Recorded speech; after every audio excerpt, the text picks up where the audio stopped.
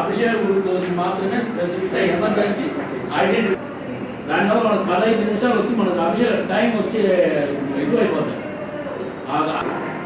So మనకి ఎక్కువ రద్దీ వచ్చేసి 7, 8, 9, 10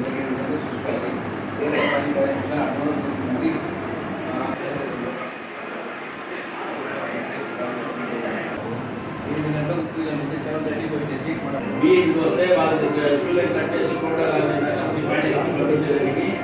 ఈ పక్క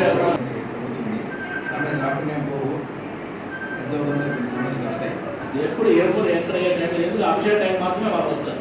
అభిషేకం అయిపోయిందంటే వెళ్ళిపోతారు.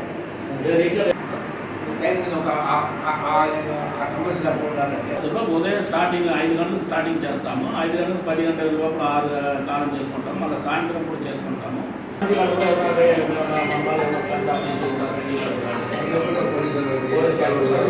లేకుండా